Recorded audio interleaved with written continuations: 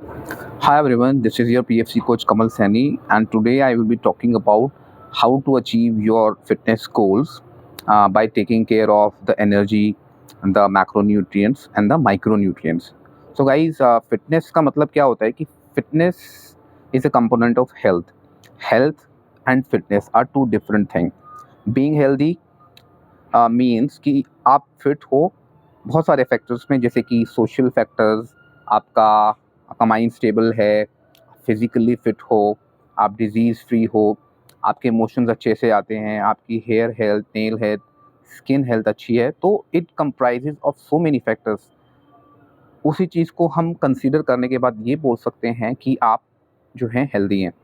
अगर कोई बंदा फिट है, we can not say that he is healthy, but कोई बंदा अगर हेल्दी है तो he can be fit, because fitness comes under health. So this is the difference, basic difference between fitness and health. Now comes to the fitness part. हम जब भी fitness के बारे में सोचते हैं तो लोगों के बहुत सारे गोल्स होते हैं, जैसे कि किसी को वेट लॉस करना है, किसी का फिजिक ऑलरेडी गुड है तो उसको मेंटेन करना है, या फिर किसी का गोल अगर वो बहुत पतला है तो उसको जो है वेट गेन करना है. तो सिर्फ ये गोल जानने से कुछ नहीं होता. अगर आपको इन गोल्स को सच में अचीव करना है ना, तो आपको बहुत सारा ध्यान देना पड़ता है, बहुत सारे फैक्टर्स के ऊपर. कितना खाना आप खाते हो, कितना वर्कआउट करते हो, कितना सोते हो, एंड सो मेनी थिंग्स. तो हम पहले गोल्स को एक-एक करके गोल्स को देखते हैं. पहला गोल क्या होता है? जनरली हम क्या देख रहे हैं, लोग बहुत मोटे हो रहे हैं आजकल, ओबेसिटी बहुत बढ़ रहा है इंडिया के अंदर एंड इवन वर्ल्ड के अंदर. तो जो लोग मोटे हैं उनका गोल क्या होता है? They want to lose some fat, right? So fat को लूज करने के लिए क्या होता है, उसको समझने से पहले हमें एक चीज़ समझनी होगी कि हमारी जो बॉडी होती है ना, उसका एक करंट दिन का टोटल एक नीड होता है, एनर्जी इनटेक, जो कि हमें हमारी बॉडी को रोज चाहिए, ठीक है, to stay alive, to perform day to day functions. उसको हम बोलते हैं total daily energy expenditure. And इसको हम एक अलग टर्म में मेंटेनेंस कैलोरीज भी बोल देते हैं. तो जब भी आप किसी फिटनेस कोच से बात करेंगे या किसी से भी बात करेंगे, तो वो इस टर्म को यूज़ करता है, जैसे कि आपका टोटल डेली एनर्जी एक्सपेंडिचर इतना है, आपका मेंटेनेंस कैलोरीज इतना है. तो it is the total amount of energy जो आप पूरे दिन भर में बर्न करते हैं, इंक्लूडिंग एवरी एक्टिविटी, राइट? अब इस वाले एक्सपेंडिचर में सबसे ज़्यादा जो मेन रोल होता है वो आपका होता है बीएमआर, यानी कि बेसल मेटाबॉलिक रेट.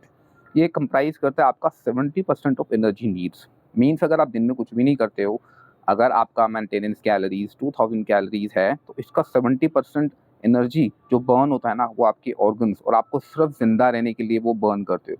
बाकी जो एक्स्ट्रा पार्ट होता है कि आपका खाना खाने से जो एनर्जी बर्न होता है, या फिर जिम जाने से, या पैदल चलने से, या फिर कोई एक्टिविटी करने से, वो कंप्राइजेज ऑफ वो सब 30% के अंदर आता है. तो अगर आपका गोल फैट लॉस है, तो आपको अपने मेंटेनेंस कैलोरीज से कुछ कैलोरीज कट करनी पड़ती हैं. कट करने के बाद आपको प्रॉपर ध्यान रखना पड़ता है प्रोटीन का, आपकी ट्रेनिंग का, एंड न्यूट्रिशन का. अब जब आप वो कैलोरीज कट कर लेते हो, बॉडी को तो आपका उतना एनर्जी चाहिए रोज़. मान लो अगर मेंटेनेंस कैलोरी 2000 है, आप नहीं खा रहे 2000, तो बॉडी को 2000 कैलोरीज चाहिए, but you are restricting your calories from the diet intake. आप कम कर रहे हो, तो इसको हम बोलते हैं एनर्जी डेफिशिट. तो एनर्जी डेफिशिट में जब आप जाते हो, तो जो बचा हुआ एनर्जी है, जो आपने प्रोवाइड नहीं करा है बॉडी को, वो बॉडी कहाँ से निकालता है? आपके स्टोर्स में से, फैट में से, and also from the muscle. Muscle में से कब आता है? जब आप एक्सरसाइज नहीं करते, सिर्फ कार्डियो करते हो और प्रोटीन नहीं लेते हो. लेकिन मसल को आप प्रिजर्व कर सकते हो अगर आपकी exercise and protein on point है. दूसरा गोल आता है हमारा gaining, weight gain. Weight gain में क्या होता है, कुछ लोग जो बहुत पतले होते हैं, जिनका वजन बहुत कम होता है, तो उनका गोल होता है वेट बढ़ाना. ऐसा इसलिए होता है, माइट भी उनका बहुत हाई मेंटेनेंस कैलोरीज होता है, उनका दिन का एक्टिविटी इतना ज़्यादा होता है जितना वो खा नहीं सकते. तो उनको अपने आप को वेट गेन करने के लिए उनको अपने एनर्जी नीड से थोड़ा एक्स्ट्रा खाना पड़ता है. और एक्स्ट्रा वो जो खाते हैं, अगर वो प्रोटीन एक्सरसाइज के साथ खाते हैं, तो चांसेस हैं कि जो उनका वेट जो बढ़ रहा है, वो मसल्स के साथ बढ़े, ठीक है? हम जब भी वेट गेन करते हैं ना, हम वेट की बात नहीं करते, हम बात करते हैं कि लीन लीन गेनिंग हो, मतलब वेट के साथ-साथ आपका फैट कम गेन हो, मसल थोड़ा ज़्यादा गेन हो, तो उसको हम लीन गेन्स बोलते हैं. तो ऐसा आप ट्रेनिंग के साथ अगर प्रोटीन लेते हो, एक्स्ट्रा खाना खाते हैं, तो इसके चांसेस ज़्यादा होते हैं. तीसरा गोल आता है जब ये दोनों लोग जो जिन्होंने फैट लॉस किया है, जिन्होंने वेट गेन किया, अगर उनका गोल अचीव हो जाता है, तो उनको अपना एक मेंटेनेंस कैलोरीज़ निकल के पता चलता है कि इस वेट पे वो अपना वेट मेंटेन करते हैं. तो वो उसको उतना कैलोरीज मेंटेन करते हुए अपने वर्कआउट रूटीन और न्यूट्रिशन को कंटिन्यू रख सकते हैं ताकि वो अपने गोल्स को मैनेज कर सकें। अब ये तो था हमारा गोल्स, हमें जाना है एनर्जी रिस्ट्रिक्टेड डाइट में या फिर एनर्जी सरप्लस डाइट में हमारे गोल्स के अकॉर्डिंग। अब मार्केट के अंदर बहुत तरह की डाइट्स अवेलेबल हैं, आपने सुना होगा बहुत फैंसी डाइट्स होता है, intermittent fasting, keto diet and crash dieting, low carb diet, ultra low carb diet, बहुत सारी डाइट्स रहती हैं। कोई भी डाइट आप कर सकते हो अगर आप उसको लंबे समय तक फॉलो करते हो। अगर आप कोई ऐसी हार्श डाइट की तरफ जाते हो जो कि आपकी बॉडी को एक टॉर्चरस मोड में डाल देती है, तो वो आप फॉलो नहीं कर सकते, ठीक है? तो किसी भी गोल को अगर आपको अचीव करना है, तो आपको एक ऐसा मेथड अडॉप्ट करना है जिसमें आप उसको लंबे समय तक फॉलो कर सको। मेरे हिसाब से आप ऐसी डाइट सेलेक्ट करिए जिसमें आप अपने कार्बोहाइड्रेट्स को एलिमिनेट नहीं करते, क्योंकि अगर आपकी डाइट से कार्बोहाइड्रेट्स कट हो जाते हैं ना, तो आपके मूड पे बहुत फ़र्क पड़ता है, आपकी सस्टेनेबिलिटी पे बहुत फ़र्क पड़ता है, क्योंकि ये हमारी बॉडी का प्राइमरी सोर्स ऑफ एनर्जी है। ऐसा नहीं है कि आप उसको अडैप्ट नहीं कर सकते, अगर आप कुछ दिनों तक आप सोते हो, तो विदिन अ वीक आप एडजस्ट कर लेते हो, आपका बॉडी शिफ्ट हो जाता है फैट की तरफ, बट स्टिल आपको उस तरह का फ़ील नहीं आएगा जो कि आपको कार्ब्स के साथ आता है। तो कीटो डाइट होता है एक, कीटो डाइट में आप कार्बोहाइड्रेट्स नहीं खाते, फैट्स बहुत ज़्यादा खाते हो, प्रोटीन ज़्यादा खाते हो एंड यू लूज़ वेट, ठीक है? That is also a way of dieting. One another type of dieting is intermittent fasting. उसमें क्या होता है, आप अपनी बॉडी को कुछ समय के लिए फास्टिंग मोड में रखते हो और आपकी जो फीडिंग विंडो होती है वो लिमिटेड टाइम के लिए होती है। इसका एक बेनिफिट ये है कि आपका जब विंडो कम होता है, ईटिंग विंडो, तो जनरली आप इतना खाना नहीं खा सकते अगर आप होल फूड से खा रहे हो। बट अगर आप उस 8 घंटे के अंदर अगर 16/8 फॉलो कर रहे हो, उस 8 घंटे के अंदर आप अपनी मेंटेनेंस कैलोरी से ज़्यादा खा लेते हो, तो आईएफ करने का भी कोई फ़ायदा नहीं है। तो मेरे हिसाब से जो बेस्ट अप्रोच है डाइटिंग का वो है कि नॉर्मल मिक्स डाइटिंग, जिसमें कार्ब्स, प्रोटीन, फैट्स एक नॉर्मल अमाउंट में रहते हैं और जिसको आप बहुत अच्छे से फॉलो कर सकते हो। एंड आपको मेन गोल क्या है, the king of fat loss और वेट गेन और एनीथिंग इज़ एनर्जी बैलेंस। अगर आप अपनी एनर्जीज़ को कंट्रोल कर पाते हो, इनटेक और आउटपुट को, तो you can achieve anything with any kind of diet. अब लास्ट में मैं एक चीज़ शेयर करना चाहूँगा अपने एक्सपीरियंस के हिसाब से कि कोई भी डाइटिंग मेथड आप अप्रोच करिए, it depends on you. Select which is more sustainable and never go hard. Like कभी अगर वेट लॉस करना है, don't go too hard. Weight gain करना है, डोंट गो टू हार्ड। थोड़ा पेशेंस रखिए, कंसिस्टेंटली छोटे-छोटे टारगेट्स बनाइए।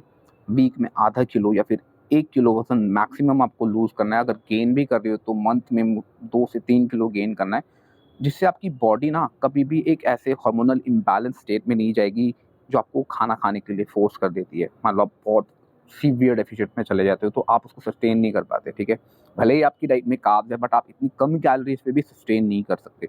तो I suggest going very low in deficit and going very low in surplus, depending कि आपका जो प्रोग्रेस है ना, चाहे वो फैट लॉस का है या वेट गेन का है, वो धीरे होना चाहिए। तो बॉडी को भी टाइम लगता है और आपको ज़्यादा एडजस्ट करने में मुश्किल नहीं होती है।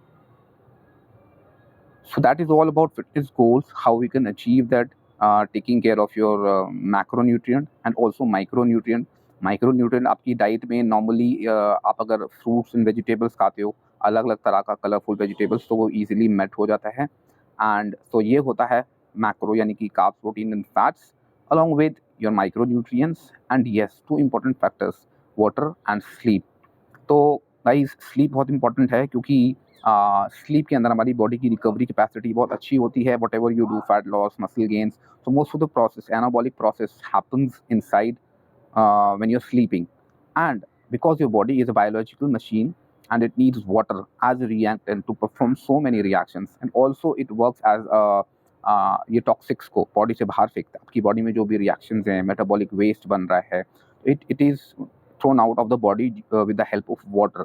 और पानी ज़्यादा पीने से बहुत सारे इश्यूज़ रहते हैं, जैसे कि किडनी स्टोन्स या फिर बहुत सारे इश्यूज़ होते हैं। तो वो पानी पीने से आपका जो है ना अच्छे से बॉडी आपकी डिटॉक्सिफ़ाई हो जाती है। तो इससे मतलब डिटॉक्सिफ़ाई हो जाती है। तो these are the few points like following your nutrition, training, and your sleep, water, and doing some kind of low activity like walking and jogging. So this makes a very perfect plan. अगर still आपको कोई doubt रहता है, please आप मुझे इसमें comment करके पूछ सकते हैं। Will be happy to help you out, and till then bye bye.